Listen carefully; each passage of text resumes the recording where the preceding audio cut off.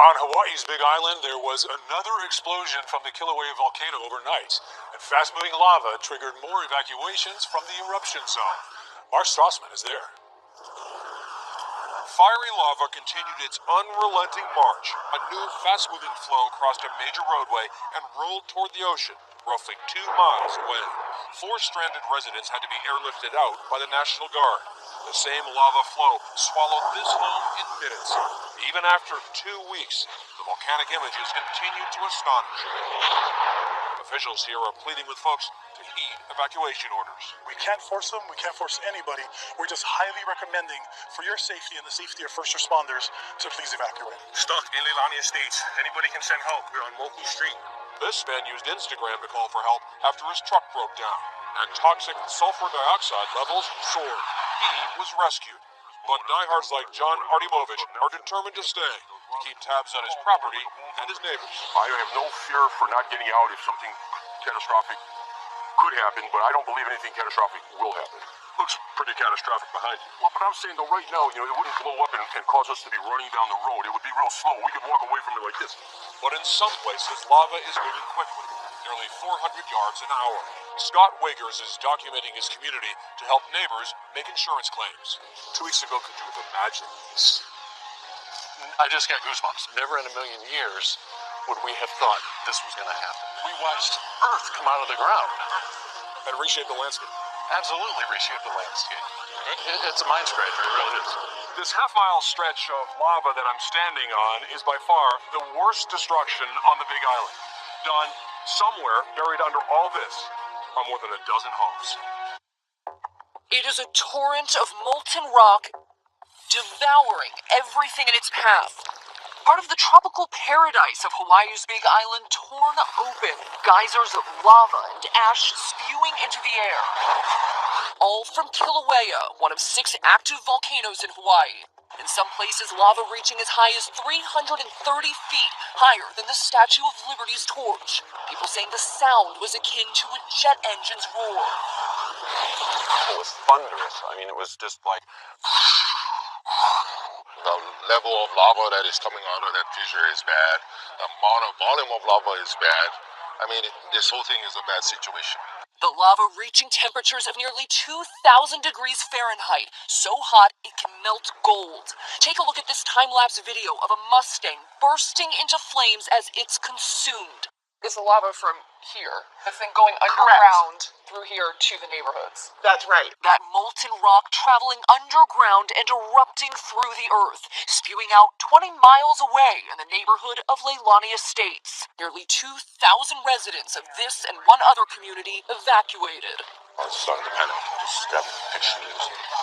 My mom's wedding gown, just baby photos, just important things. We met Woody Kihai Nelson at this roadblock, hoping to go back in to pick up what he left, when a friend showed him this video. Just all the memories of being in my backyard.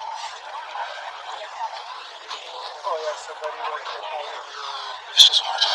That giant wall of lava creeping through that yard, closing in on his childhood home. Still the shock and the memories, kind of like the one that hit me hard. Seeing these photos in my head of me and my brother in my backyard, and now it's covered in 10 feet of lava. He grew up knowing this was a possibility. Ever since I was a child, my mom told me that we live by the volcano, so it's really close, and it really did scare me throughout my life, and it kind of kept me up some weeks knowing that the volcano's there, and this nightmare finally came true today. Holy This nightmare for this island began last week. Holy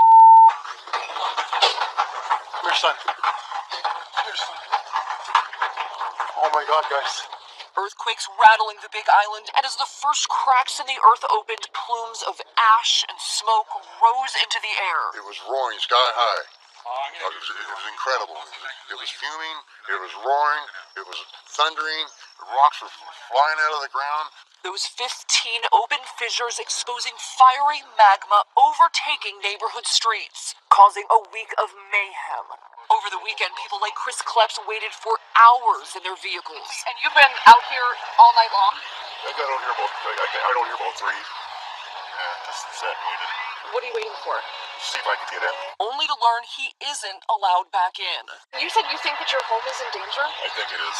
Yeah. Why? What do you think is Well, happening? this is where the new vision's opened up. It's right on the corner. I think it's heading down towards us, so we just kind of came up there now. When you saw where that latest vent opened up, tell me what went through your mind. Just wanted to cry. Just wanted to cry. So you think when you finally do get back home, what will you find? Ashes. It's ashes. Or if we're allowed back in, or a solid rock wall. Today, the situation on the ground in Leilani Estates is still volatile. Authorities allowing some evacuees back in for a few hours at a time to gather their belongings. This doesn't seem real. We walk our dogs up and down the street every day. Raylene Laram and her son evacuated last week. We just felt it as almost like we could feel, and we didn't think it was real at first, but it's almost like you could feel the lava flowing under you. It was like we'd sit in the living room, it's like you could just feel it just kind of... It's just the vibration. It was strange. The fate of their home still uncertain. Very difficult not knowing, and they didn't know. They couldn't give us addresses last night, which was frustrating. One of authorities' concerns, the dangerously high levels of sulfur dioxide fumes in the community. Sulfur dioxide is a natural gas that comes out of lava. At low levels, it can be just irritating to people with respiratory issues, but then at upper levels, it could be fatal. The National Guard is monitoring the toxic fumes. We're already well over what would be considered safe. Pleading with residents to stay away. Like choking on rotten eggs. It's really thick. It just makes your eyes water. Your throat hurts. Everything hurts. So your lungs literally ache. So you gotta just run. Julie Lealoha is lucky. My house is fine, standing so far, but it's just saturated with SO2.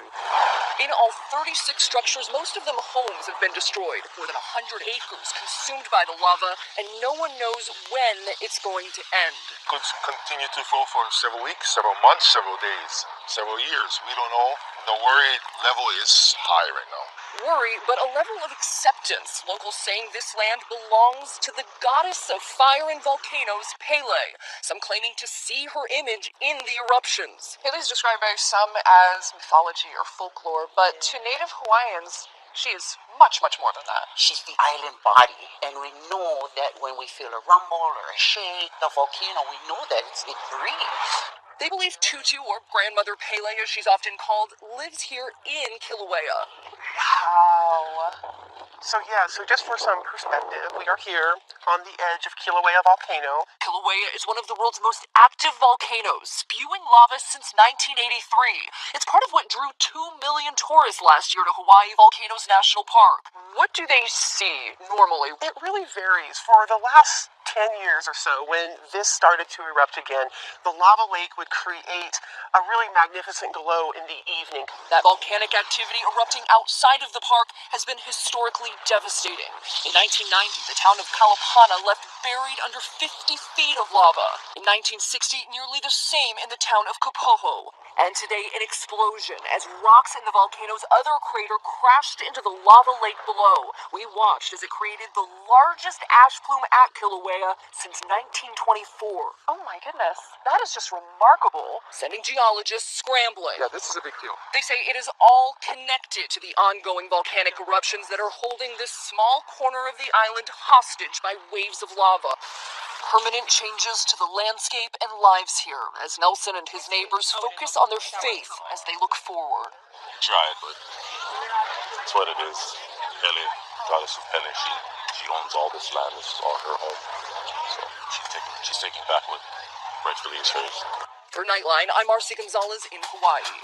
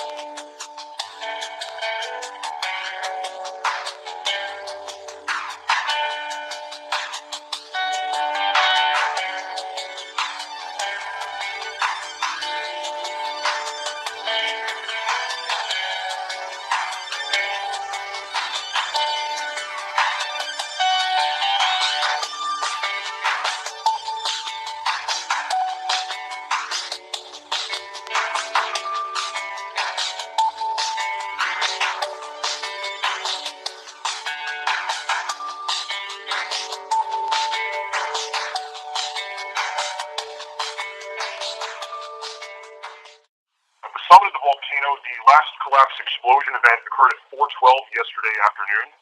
Right now, rates of elevated seismicity in comparison to previous events suggest that another collapse explosion may occur sometime soon. Also, a new update for today is that the Volcano Observatory notice to aircraft has been dropped from the red level to the orange level today due to the reduced ash being produced by these collapse explosion events. That's it for the geology update. I'm going to pass it back to Leslie at this time. Thanks, Mike. Our next speaker will be Jessica Ferricane with Hawaii Volcanoes National Park.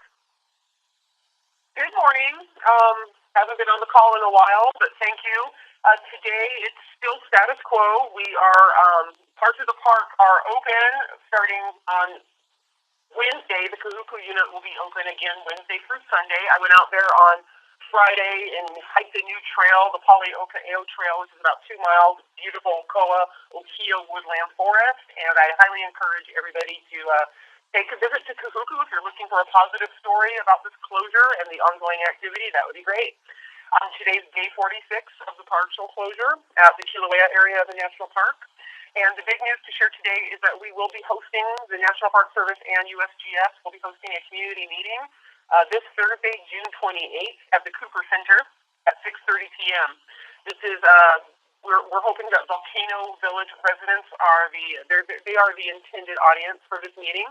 And this meeting will be held to discuss the ongoing closure, what's going on in the park, and what's going on with the summit activity of Kilauea. Our next question comes from Timmy Andrews from Hawaii News Now. Your line is open.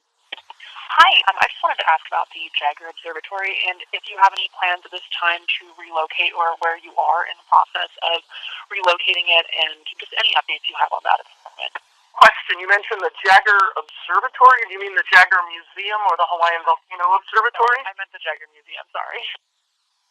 Jessica, do you want to address the question about the Jagger Museum? Sure. It's really too early to tell. We haven't even been able to do a professional assessment of the structure. So, yeah, too early to tell, and that's all I have about that. We don't know if we'll be going back to it. We don't know the actual condition of the building. So I hope that answers your question adequately. Yeah, thank you.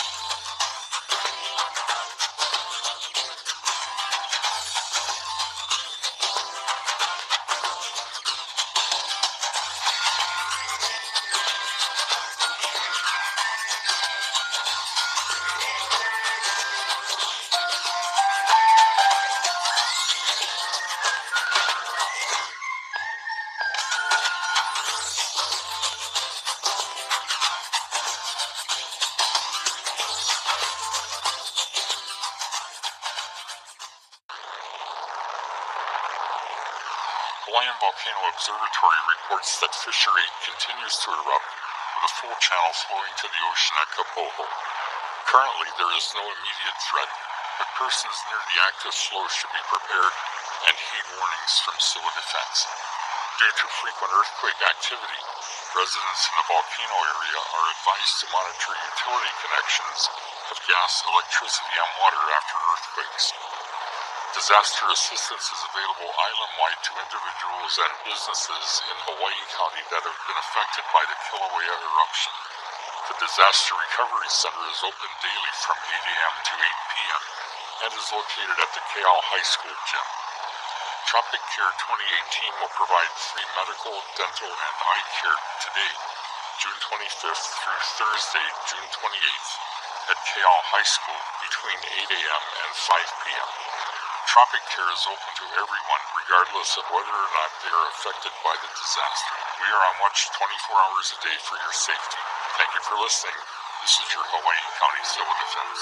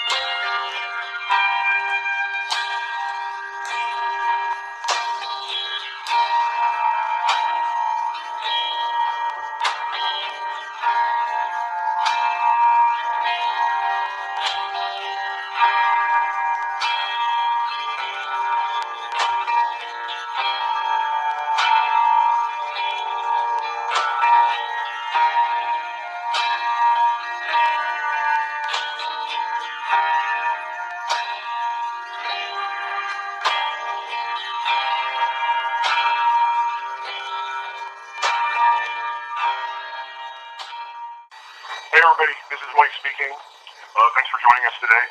The eruption on the Lower East Rift Zone continues. Analyzed lava flows that travel about 14 kilometers to the ocean.